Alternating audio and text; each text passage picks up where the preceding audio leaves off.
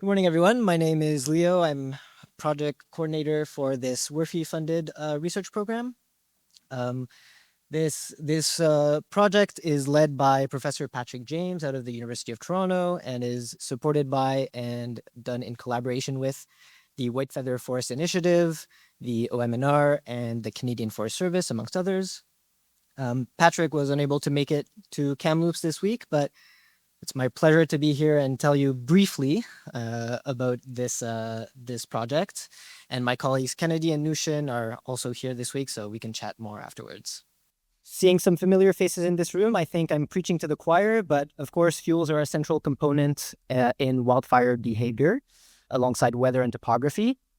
And so good quality fuel information is going to be integral to most efforts in hazard mapping, wildfire spread modeling, exposure analysis, and any other such work. Of course, fuels are not simple to characterize. Fuels are dynamic, they change through time, they're quite complex, they're structured in three-dimensional space. We have the ground and surface fuels, ladder fuels, canopy fuels, and all of these come together to be the different characteristics of fuels. And in Canada, as I'm sure most of you know, we use the FBP system to characterize fuels. And while the FBP fuel types are really great at providing quick information and are in general quite accessible, there is an opportunity to better characterize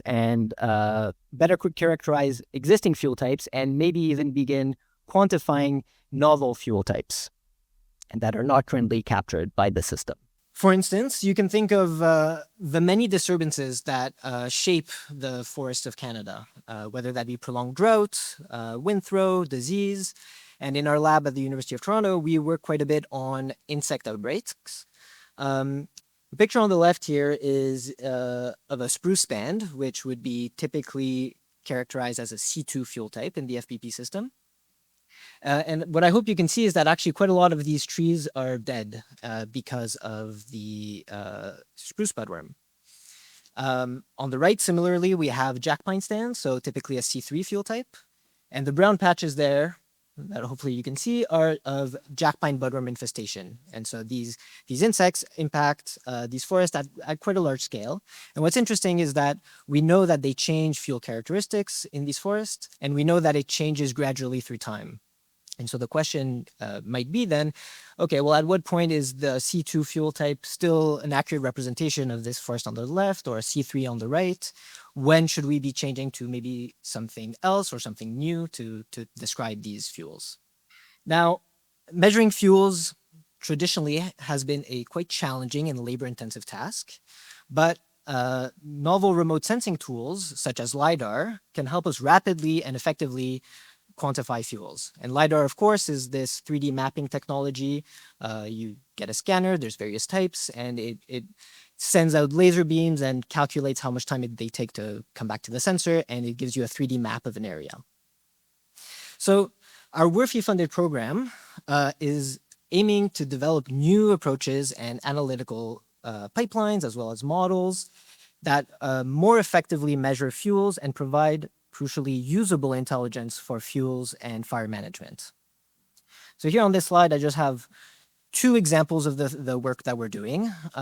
One is using LiDAR as a way to maybe better describe the 3D fuel characteristics of, say, C2 fuel stands in northwestern Ontario, and how might they differ from a C2 fuel stand down the road and a C2 fuel stand elsewhere in the country. Another exciting part of this project is using LiDAR as an input for stand-level fire simulation. So the figure on the bottom right is from Quickfire, and this will give us an opportunity to maybe better understand how we might expect a wildfire to behave at these small scales. So our team is national in scope. We have a great team of 6 researchers across 5 universities. Jeff Bovert at the University of Alberta, Laura Chasmer and Chris Hopkinson at the University of Lethbridge, of course, Patrick James at the University of Toronto, Richard Fournier at l'Université de Sherbrooke, and Moulay Akloufi at l'Université de Moncton. And of course, in addition to these 6 great researchers, we have all their teams, all their talented staff and students. And I'm not just saying that because I'm one of them. I think we have a really good group of people here working and collaborating together on this problem. And just to leave you on one of the main technical themes that we're tackling through this project. Fuel and forest data come in different scales and different amount of detail. From satellite data that covers a large scale but is relatively coarse in detail, all the way to terrestrial LiDAR and even manual fuel sampling that are highly detailed but on a very, very small footprint relative to satellite. And so we aim to integrate different scales of remotely sensed fuel and forest data and leverage the fine-scale information of the terrestrial LiDAR and the manual fuel sampling, but at the broader scales of aerial LiDAR and satellite data for rapid and effective fuel characterization and fire risk modeling. Thank you.